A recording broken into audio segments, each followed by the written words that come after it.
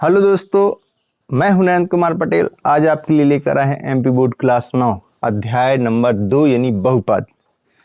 हाँ, अध्याय नंबर 2 यानी बहुपद। इसके पहले अध्याय नंबर 1 खत्म कर चुके हैं। यदि आपको बहुपद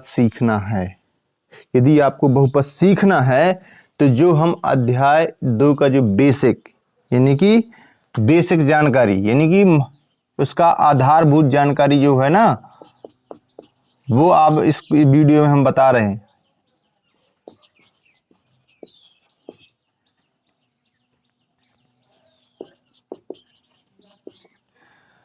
यानी कि ये जो जानकारी है, ये वीडियो हमारा रहेगा तो बेसिक जानकारी पर डिपेंड रहेगा। यानी कि यदि अध्याय नंबर 2 सीखना है, अध्याय नंबर 2 के बारे में जानना है, यानी बहुपद, जैसे शब्द आ गया बहुपद, तो बहुपद है क्या, बहुपद किस प्रकार कार्य करता है, ये कैसा होता है, कितने प्रकारों में होता है, क्या क्या होता है, ये पूरा वगैरह वगैरह आपको हम इस वीडियो के माध्यम से यानी इस वीडियो में बता देंगे। यदि आपको सीखना है, जरूर सीखना है, तो ये वीडियो जरूर सीख लेना। यदि बहुपद के पूरे क्वेश्चन यानी कि 2.1 से लेकर जितनी भी प्रश्नावलियां हैं, यदि सभी प्रश्नावलियां जानना है, समझ में आया ना। तो हमने लिखा है बहुपद, अध्याय हमारा बहुपद। तो बहुपद जानेंगे कि बहुपद किसे कहते हैं। ठीक, तो बहुपद वे बीजीय व्यंजक हैं जिसमें चर की अधिकतम घात एक पूर्ण संख्या हो, बहुपद कहलाता है। ऐसा बीजीय व्यंजक जिसमें जोड़ घटाने की क्रिया हो रही हो, गणितीय संक्रिया हो रही, ठीक है, और उसमें जो चर है उसकी अधिकतम, उसका जो चर है ना, तो चर में घात क्या होना चाहिए, पूर्ण संख्या होनी चाहिए। क्या होनी चाहिए, पूर्ण संख्या। तो अब हम यहाँ पे आ गया एक शब्द, क्या, पूर्ण संख्या। क्या, पूर्ण संख्या। अब अध्याय नंबर 1 में ये सब बता चुके हैं। पूर्ण संख्या कहाँ से स्टार्ट होती है, 0 से लेकर के अनंत तक चलती जाती है। ठीक, सभी 0 से लेकर प्लस की सभी संख्या अनंत तक चलती है, वो पूर्ण संख्या। यानी कि जो हमारा चर और अचर, ये भी हमने आपको बता दिया था।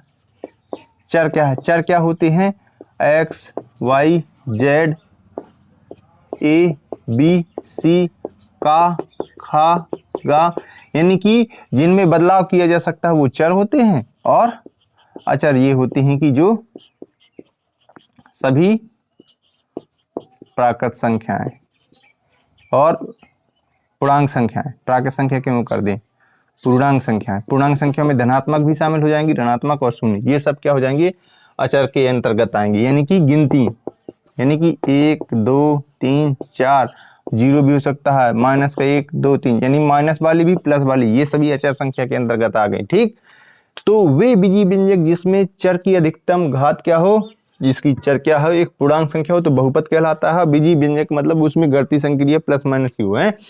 जैसे हमने लिखा 27y² प्लस 125z², फिर दूसरा बहुपद लिख दिया हमने 6m² माइनस 3m। ठीक, तो देख रहे हैं ना, ये जो m z y है ये अचर कहलाते हैं, और संख्याएं सभी क्या कहलाती हैं, m z y ये सब चर संख्या होती हैं। क्या होती हैं, चर। और 27 12 6 यानी कि संख्याएं सभी अचर होती हैं। तो इनमें देख पा रहे होंगे कि घात क्या है, 2 की है, 2 की है, 3 की है। इसमें ये ऐसा तो है नहीं, तो दशमलव वाली तो घात है नहीं है, दशमलव वाली तो घात है नहीं है। तो यही कहा गया है कि इसमें कैसी संख्या होनी चाहिए, घात पूर्ण की होनी चाहिए। अब हम आते हैं कि बहुपद, तो जान गए कि बहुपद क्या है। ठीक, अब बहुपद के प्रकार जानते हैं कि बहुपद कितने प्रकार का होता है। तो बहुपद होता है 2 प्रकार का। बहुपद कितने प्रकार का होता है, 2 प्रकार का बहुपद होता है। वो कैसा, एक घात के आधार पर होता है, एक पद के आधार पे होता है। ये हो गया घात के आधार पर, ये हो गया पद के आधार पे। घात के आधार पर मतलब, हाँ, ऐसा बहुपद जिसमें घात में डिफरेंस होगा, घात में कलाकारी होगी, कुछ ना कुछ अंतर होगा, वो घात के आधार पर होगा। पद के यानी उसमें पद में जो अंतर होगा वो पद के आधार पर होगा। तो आज हम आपको सीखेंगे, इसमें हम सब मिलकर सीखेंगे कि घात के आधार पर बहुपद कितने प्रकार के होते हैं, कैसे होते हैं, क्या नाम होता है, क्या उसमें पहचान होती है, ये सब जानेंगे। ठीक है, तो घात के आधार के बहुपद पे हम पहला बहुपद लिखते हैं रैखिक बहुपद। क्या, रैखिक बहुपद क्या है, रैखिक बहुपद। रैखिक बहुपद क्या है, ऐसा बहुपद जिसमें चर की अधिकतम घात 1 हो। एक शब्द हमने जोड़ दिया, अधिकतम घात मतलब अधिक से अधिक 1 होगी, तो वो रैखिक बहुपद कहलाएगा। कौन सा बहुपद कहलाएगा? रैखिक। यानी कि घात ये होती ना, जो चर के ऊपर जो घात लगी होती, जैसे हमने यहाँ पे लगा रखी है y की घाते 3, y की घाते 2, m की घाते 1, m की घाते कुछ, यानी कि जिसमें एक हो घात, ये फिर घात न लग दिख रही हो, वहाँ एक होती है, तो वहाँ पे क्या होगा? वो रैखिक बहुपद कहलाएगा। उदाहरण में हमने लिखा 2x + 3, क्या लिखा? 2x + 3, तो x की घाते क्या है? 1 है, 1 लिखा नहीं जाता। 4x + 5, 4y + 5, तो y की घाते 1 है। 5z की घाते 1 है। तो ऐसा बहुपद जिसमें चर की अधिकतम घात 1 हो, वो रैखिक बहुपद। अब द्विघात बहुपद, ऐसा बहुपद जिसमें चर की अधिकतम घात 2 हो। कितनी हो? 2 हो, तो वो द्विघात बहुपद कहलाता है। यहाँ पे देखो ना, 2x² + 3y + 5 देख रहे होंगे, तो 2x², यानी कि जो चर है हमारा, इसमें अधिकतम घात क्या है? 2 की है। देखो यहाँ पे 1 की है, तो ये पूरा एक बहुपद है 2x² + 3y + 5, तो ये क्या होगा? द्विघात बहुपद होगा। यहाँ 5y² + 6y है, तो यहाँ पे देख रहे होंगे दोनों में सबसे अच्छी, इसमें तो 1 की है, इसमें 2 की है, यानी कि द्विघात बहुपद होगा, अधिकतम गिना जाता है। 4y² + 4y + 1, यानी यहाँ अधिकतम घात 2 है, यानी कि जिसमें चर की अधिकतम घात कितनी हो? 2 की हो, वो 2 घात बहुपद होता है। क्या समझ में आया? ऐसा बहुपद जिसमें चर, यानी कि ABCD का गा, इनकी अधिकतम घात कितनी हो? 2 हो, तो वो द्विघात बहुपद। 1 हो तो रैखिक बहुपद। और इसी प्रकार त्रिघात बहुपद में अधिकतम घात कितनी की होगी? 3 की होगी। कितनी की होगी? 3 की होगी, तो वो त्रिघात बहुपद कहलाएगा। देखो यहाँ पे 8a³ + 4a² + 4, यानी कि आप देख रहे हो कि जो चर हमारे a हैं, इनमें अधिकतम घात कितने की है? 3 की है। 7x³ x की घाते 3 + 9x² + 5x + 7, इसमें अधिकतम घात कितने की है? 2 की। 3 की, यहाँ पे 2 भी लगाया, 1 की घात है, लेकिन गिनेंगे कि सबसे ज़्यादा बड़ी घात किसकी है। तो ये होता है घात के आधार पे बहुपद।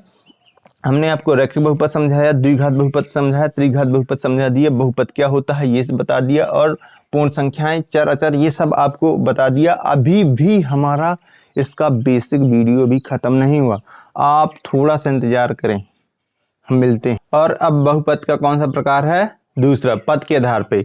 अभी हमने बहुपद का भी मतलब बहुपद के घात के आधार पे सीख लिया, पद के आधार पे सीखेंगे तो बहुपद का पद के आधार पे हो गया। पहला पद, एक पदी बहुपद, ऐसा बहुपद जिसमें अधिकतम घात एक पद की हो।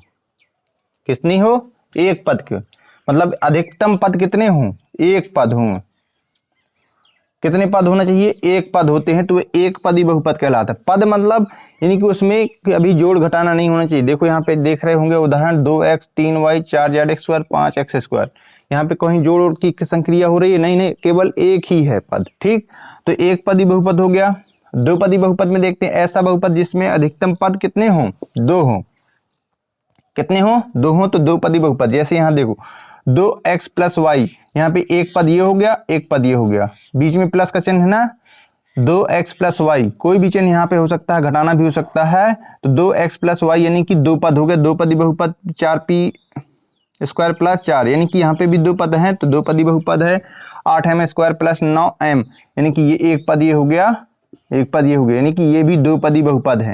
यानी कि पद, ध्यान देना, पद और घात अलग अलग होती हैं। घात ऊपर होती है, पद यानी जोड़ की बीच में कोई ना कोई क्रिया या घटाने की क्रिया हो रही होगी। ठीक है, तो 3 पदी बहुपद, ऐसा बहुपद जिसमें अधिकतम पद कितने हो? 3 हो, 3 पदी बहुपद कहलाते हैं। जैसे उदाहरण में हमने लिख रखे हैं, देखना, 4x² + 5y + 3, 4x² एक पद हुआ, 5y एक पद हुआ, 3 एक पद हुआ, तो 1 2 3, यानी ये कितने पदी बहुपद है? 3 पदी बहुपद है।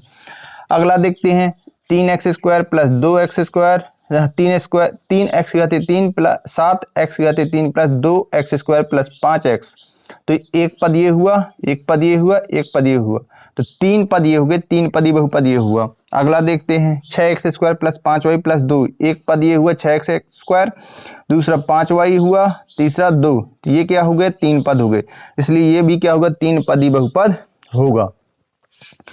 अब 3 पदी बहुपद होगा, यानी कि हमने बहुपद 2 प्रकार से पढ़ लिए, घात के आधार पे, पद के आधार पे। 2 बहुपद और होते हैं, अचर बहुपद, एक शून्य बहुपद। अचर बहुपद, अचर शब्द आया तो समझना चाहिए कि अचर क्या होता है। सभी अचर क्या होते हैं? संख्याएं होती हैं अचर, जीरो को मिला करके। ठीक है, तो अचर बहुपद में हम ऋणात्मक भी होते हैं और धनात्मक भी कुछ भी होते हैं।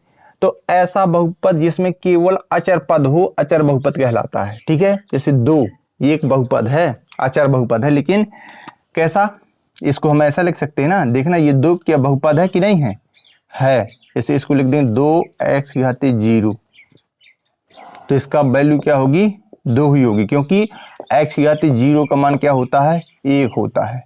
तो अचर बहुपद हुआ ना, अचर पद ये है 3 ही, अचर पद 4 भी, 5 सभी में 0 लगा देंगे तो x की घात 0 बराबर 1, यानी कि अचर बहुपद हो गया। लेकिन इसमें एक बात आई कि x की घात 0, यानी कि इसमें घात की बात आ जाएगी। अचर बहुपद की अधिकतम घात क्या होती है,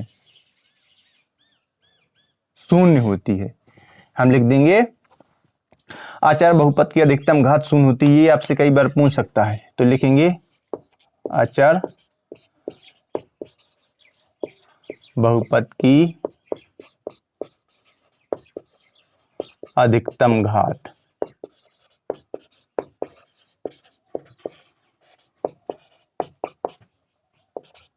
कितनी होती है, 0 होती है, ये याद रखना।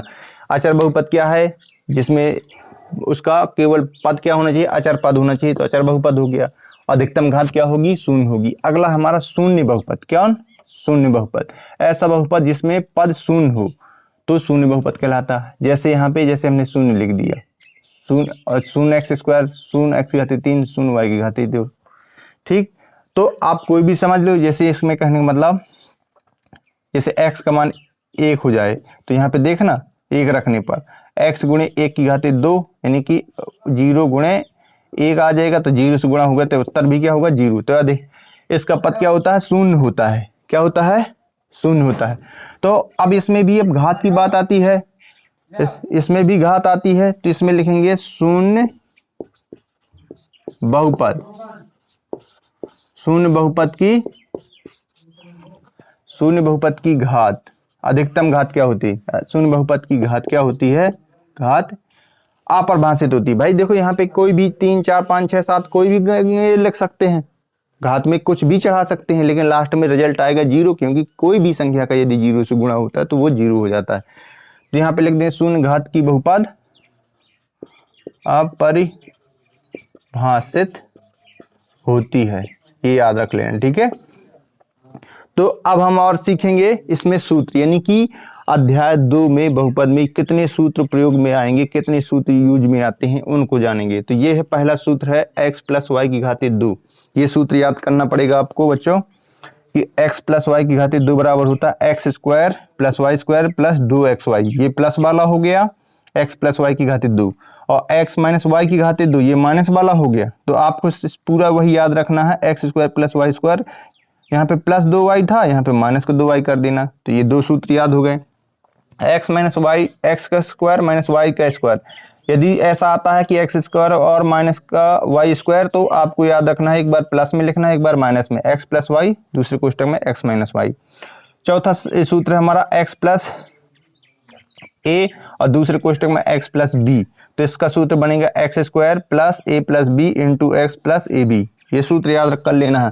हम आपको अध्याय 2 में कितना क्या हो सकता है ये पूरी जानकारी पहले आप बता रहे हैं। यदि ये वीडियो आप जिन बच्चों ने देख लिएगा और समझ लेगा तो उसको अध्याय 2 में दिक्कत किसी भी प्रकार की नहीं जाएगी।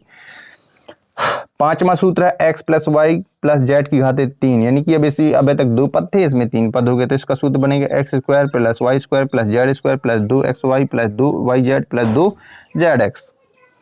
अब तीसरा है x + y की घात 3, अभी तक घात 2 थी, अब 3 की आएगी। x + y की घात 3 बराबर x की घात 3 + y की घात 3 + 3xy कोष्टक में x + y। इसी प्रकार इसका माइनस का बनेगा x - y की घात 3 बराबर क्या बनेगा, x की घात 3 - y की घात 3 - 3xy कोष्टक में x - y। ये 7 सवाल हुए, 7 प्रमेय हुई, सर्वसमकाएं हुई, ये सूत्र हुए।